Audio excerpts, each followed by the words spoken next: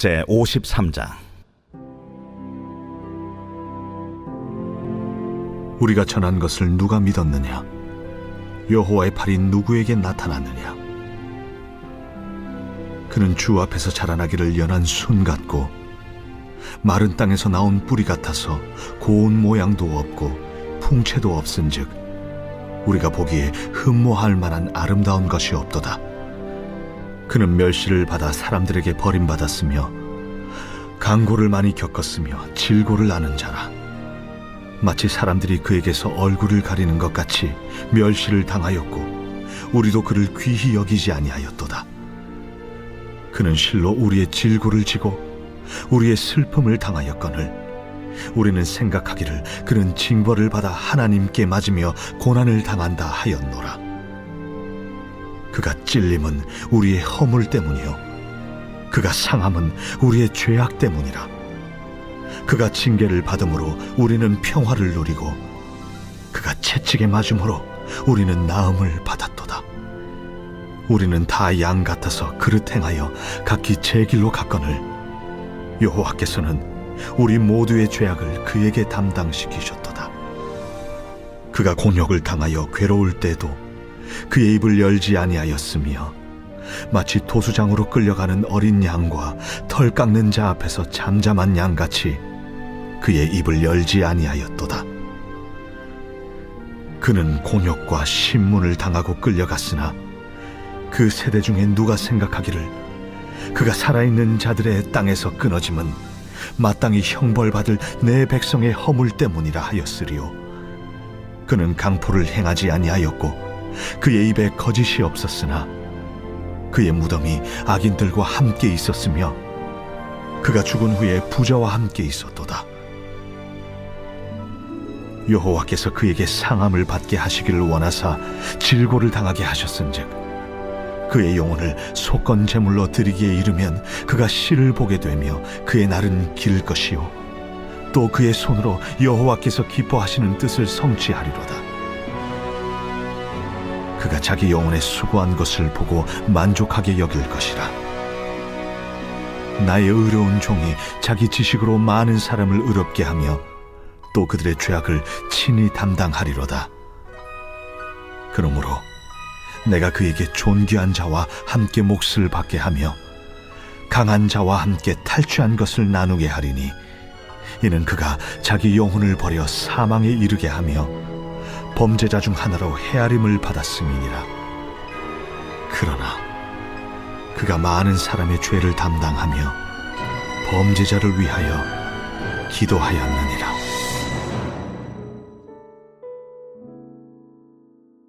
새벽 영성 기도 시간입니다. 오늘은 이사야 53장 말씀 함께 묵상하겠습니다.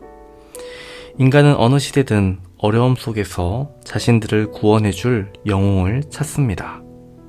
구약 성경을 보아도 이스라엘 백성들은 자신들을 구원할 지도자들을 하나님께 요청합니다. 그리고 성경에 보면 많은 지도자들이 등장하죠. 어떤 이들은 강력한 힘을 가진 이들이었고 또 어떤 이들은 연약해 보이는 사람이기도 했습니다. 하나님께서는 그들과 함께 하시며 역경을 이겨내고 결국 승리하는 모습으로 그들을 사용하셨습니다. 오늘 본문의 배경은 포로기 시대입니다. 이스라엘은 바벨론에 의해 무너졌고 포로로 끌려가 절망 가운데 살아가고 있었습니다. 그리고 하나님께서는 약속하신 70년의 시간이 되었고 이제 이스라엘을 다시 회복시키겠다라고 말씀하십니다. 그리고 그들을 구원할 메시아를 보내주시겠다라고 말씀하십니다. 이스라엘은 당연히 어떤 메시아를 기대했을까요? 아브라함, 모세, 여호수아, 다윗 같은 인물들을 떠올렸을 겁니다. 백성을 이끌고 원수를 무너뜨리며 이스라엘을 다시 강하게 만들어줄 지도자를 기대했을 겁니다. 그런데 오늘 하나님께서 보여주시는 메시아의 모습은 그들이 기대하던 영웅의 모습과는 너무나도 달랐습니다. 그는 멸시를 받아 사람들에게 버림받았으며 질고를 아는 자가 될 것이라고 멸시를 받는 자가 될 것이라고 말씀하고 계시는 겁니다. 사람들이 기대한 메시아는 강한 왕이었지만 하나님께서 보내실 메시아는 고난받는 종의 모습이었습니다. 하나님께서 보내실 메시아는 사람들의 눈에 승리하는 모습보다는 고난당하는 모습만 계속 보여지는 겁니다. 우리가 아는 것처럼 예수님은 결국 십자가에서 죽으셨습니다. 세상의 기준으로 보면 십자가는 실패였고 어리석은 선택처럼 보였습니다. 왜냐하면 세상은 힘으로 이기는 것을 승리라고 생각하기 때문입니다. 그러나 하나님은 전혀 다른 방식으로 일하셨습니다. 예수님은 힘이 없어서 십자가를 지신 것이 아니라는 겁니다. 우리 죄를 대신 담당하기 위해서 스스로 그 길을 선택하신 것이라는 겁니다. 왜 하나님은 능력의 메시아가 아니라 고난의 메시아를 이 땅에 보내셨을까요? 하나님께서는 인간이 살아가고 있는 환경을 해결하시기보다 인간의 내면의 죄의 문제를 해결하시고자 고난의 메시아를 보내신 겁니다. 사실 인간의 행동은 내면에서 비롯되는 것처럼 말입니다. 6절의 말씀 보겠습니다. 우리는 다 양 같아서 그릇 행하여 각기 제 길로 갔거늘 길 잃은 양처럼 본능이 이끄는 대로 자기가 원하는 길을 따라 걸어가는 겁니다. 내면의 소리가 들리는 대로 내 소리대로 살아가는 겁니다. 오늘날 우리들이 사는 이 시대는 너가 원하는 대로 살아라 라고 말합니다. 자기 마음을 따라가는 것이 자유라고 말합니다. 그러나 성경은 자기 길만 따라가는 인간의 끝은 길 잃은 양과 같다라고 말씀합니다. 결국 죄란 하나님 없이도 괜찮다고 살아가는 상태라고 말씀하고 있죠. 판단의 중심에 하나님이 아니라 자기 자신을 두고 내 생각, 내 욕심, 내 기준을 따라 살아가는 것이 죄인 것입니다. 그렇게 모든 인간은 죄인인 것입니다. 그러나 이렇게 살아가면 인간에게 놓여지는 것은 파멸뿐이라는 것을 하나님께서 알고 계셨습니다. 하나님께서는 이를 해결하셔야 했습니다. 그래서 하나님께서는 죽어야만 하는 인간을 살리기 위해 인간이 치러야 할 책임, 고난과 죽음을 메시아께로 담당케 하신 것입니다. 6절의 말씀입니다. 여호와께서는 우리 모두의 죄악을 그에게 담당시키셨도다. 원래는 각자 자기 죄를 짊어져야 합니다. 각자 자기 길로 갔기 때문입니다. 그래서 그 결과도 스스로 감당해야 하는 것이 맞습니다. 그런데 하나님은 우리의 죄를 죄 없으신 종에게 담당시키셨습니다. 보통 인간은 억울하면 자기 증명부터 합니다. 자기를 변호하고 억울함을 드러내고 반드시 대갚아 주려고 합니다. 그러나 메시아이신 예수님은 고난과 죽음의 부당함 속에서도 침묵하셨습니다. 그가 곤욕을 당하여 괴로울 때에도 그의 입을 열지 아니하였음이라라고 성경은 말하고 있습니다. 도살장으로 끌려가는 어린 양처럼 잠잠히 자신을 내어주셨습니다. 예수님은 침묵하셨습니다. 왜 침묵하셨습니까? 그 고난을 피하러 오신 것이 아니라 우리의 죄를 담당하기 위해서 이 땅에 오셨기 때문입니다. 여호와께서 그에게 상함을 받게 하시기를 원하신다라고 성경은 말합니다. 이 말씀은 종의 고난이 단순한 우연히 일어난 것이 아니라는 겁니다. 하나님의 구원 계획 안에서 그 고난은 허락된 길이었다는 겁니다. 하나님의 뜻이었다는 겁니다. 죄 없으신 메시아께서 상함을 받은 것을 통해 죄인을 살리시는 구원의 길을 이루고자 하셨다는 뜻입니다. 하나님은 그 고난으로 끝내지 않으셨습니다. 그가 씨를 보게 되며 그의 날이 길 것이다 라고 말씀하십니다. 죽음 이후에도 이어지는 생명을 말씀하고 계시는 겁니다. 결국 부활의 소망까지 말씀하고 계시는 겁니다. 또한 12절의 말씀은요, 고난받던 종의 결말이 결국 영광이 될 것이라는 것을 보여주고 있습니다. 그러므로 내가 그에게 존귀한 자와 함께 몫을 받게 하며. 세상은 예수님을 실패한 자처럼 보았습니다. 범죄자로 여기고 십자가에 매달았습니다. 그러나 하나님은 그 종을 높이셨습니다. 죽기까지 순종하신 예수님을 하나님께서는 지극히 높여 모든 이름 위에 뛰어난 이름을 주셨습니다. 특별히 12절의 말씀은 참 놀랍습니다. 그가 많은 사람의 죄를 담당하며 범죄자를 위하여 기도하였느니라. 예수님은 자신을 죽이는 사람들을 위해서도 기도하셨습니다.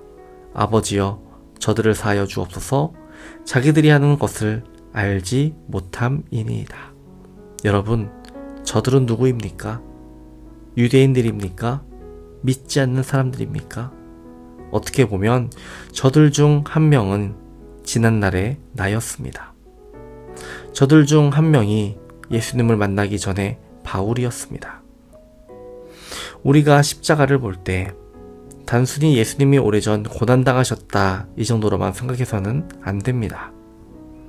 예수님의 십자가는 과거의 사건만이 아닙니다. 바로 나를 위한 사건입니다. 내 죄 때문에 예수님께서 십자가를 지신 것입니다. 우리는 종종 십자가를 보며 유대인들의 악함, 로마 군병들의 폭력 이런 것을 생각합니다. 그러나 성경은 분명히 말씀합니다. 그가 찔림은 우리의 허물 때문이요 그가 상함은 우리의 죄악 때문이라. 예수님께서 십자가 지신 것은 결국 우리의 죄 때문입니다. 아니, 내 죄 때문입니다. 예수님은 막연히 세상을 위해 죽으신 것이 아니라 바로 나를 위해 죽으셨습니다. 내가 받아야 할 죄값을 대신 감당하셨고 내가 져야 할 심판을 대신 짊어지셨습니다. 그래서 십자가는 나를 살리신 은혜의 자리입니다. 우리는 더 이상 자기 길만 붙드는 사람들이 아니라 나를 살리신 은혜의 길 위에 서 있는 사람입니다. 우리를 위해 대신 고난받으신 예수 그리스도를 바라보고 감사로 살아가는 저와 여러분이 되어야 하겠습니다. 오직 예수로 살아가는, 오직 은혜로 살아가는, 오직 믿음으로 살아가는 저와 여러분 되시기를 주님의 이름으로 축원합니다. 오늘의 공동기도 제목은 교회를 위한 기도입니다. 교회의 부흥과 영적 회복을 위해서 이 땅의 교회가 복음으로 돌아가기를, 선교와 전도의 문이 활짝 열리기를 기도해 주시기 바랍니다. 기도하겠습니다. 하나님 아버지, 우리들의 삶이 주님의 기쁨이 되길 원합니다. 세상의 것들을 의지하지 않고 주님만을 붙들고 살아가는, 십자가의 은혜로 살아가는 우리들 되게 하옵소서. 오늘은 교회를 위해 기도합니다. 우리 교회에 많은 영혼들 보내주시고 우리 교회를 통하여 많은 성도들 복음의 진리를 깨닫게 하여 주시고 말씀 위에 세워지게 하여 주옵소서. 이 땅의 모든 교회들 복음으로 돌아오게 하시며 복음의 진리 외의 것에 치우치지 않게 하여 주옵소서. 선교와 전도의 문 활짝 열어주시고 복음이 세계만방에 선포되게 하옵소서. 신영원 청년을 고쳐주신 주님, 박우진 권사님, 이영숙 권사님, 박재순 권사님, 손종영 권사님, 김명도 집사님, 김민아 집사님의 암을 깨끗이 치유해 주옵소서. 그 외에도 회복 중인 모든 암 환자들 재발을 막아주시고 완치시켜 주옵소서. 뇌출혈과 뇌경색으로 누워있는 이경자 권사님, 그리고 질병으로 고통받고 있는 모든 성도님들 주님의 손길로 붙잡아 주시고 다시 일으켜 주옵소서. 연로하신 성도님들 병들어 누워있다가 천국 가지 말게 하시고 모두가 건강히 걷다가 천국 들어가게 하옵소서. 오늘 하루도 주님의 은혜로 살아가기를 원합니다. 주님, 우리를 살피시고 우리를 인도하여 주옵소서. 우리의 삶이 형통하게 하여 주옵소서. 감사드리며 예수님의 이름으로 기도합니다. 아멘.